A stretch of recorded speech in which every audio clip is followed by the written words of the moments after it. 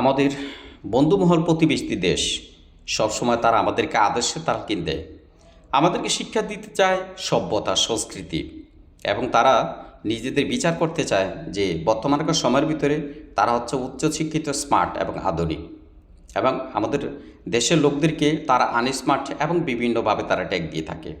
কিন্তু এই নিকৃষ্ট জাতি, এই নিকৃষ্টতমের ধর্ম অনুসারী যারা, তারা কদিন আগে আমাদের বাংলাদেশ 3টা লোককে ধরে নিয়ে গিয়েছে, এবং তারা আপনার বিএসএফ ধরে নেওয়ার পরে তারা সাধারণ পাবলিকের হাতে ছেড়ে দিয়েছে। ওই সাধারণ পাবলিক উচ্ছৃঙ্খল যে নিকৃষ্ট ধর্মের অনুসারী যারা হায়নার মতো লেলিয়ে পড়ে আমাদের এই 3 বাংলাদেশিদের উপরে, তাদেরকে হত্যা করে শহীদ করা হয় এবং নাম চালিয়ে দেওয়া হয় তারা হচ্ছে গরু চোর কারবারি। কিন্তু যদিও গরু চোর কারবারি যদি হয়েও থাকে, এটা আমি বিশ্বাস করে নিলাম, কিন্তু প্রত্যেকটা দেশের প্রচলিত আইন আছে, তার সাজা আছে, ব্যবস্থা আছে। কিন্তু একটা মানুষকে, নিরীহ মানুষকে এভাবে দুনিয়া থেকে বিদায় করে দেওয়াটা খুবই দুঃখজনক বিষয়।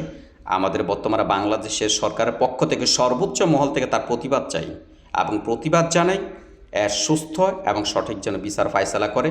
তা না হলে এই নিকৃষ্ট এই নিকৃষ্টতম আপনার জাতি এবং নিকৃষ্টতম ধর্ম অনুসারী পৃথিবীতে তারা নিজেরা ধ্বংস হওয়ার আগে যে কোনোভাবে আল্লাহ পাক তাদেরকে ধ্বংস করে দিবেন। এটা আমাদের বাংলাদেশের সরকার পর্যায়ে প্রত্যেকের কাছে, সর্বোচ্চ মহলের কাছে দাবি এর সুষ্ঠু বিচার এবং তার জন্য ফায়সালা করা হয়।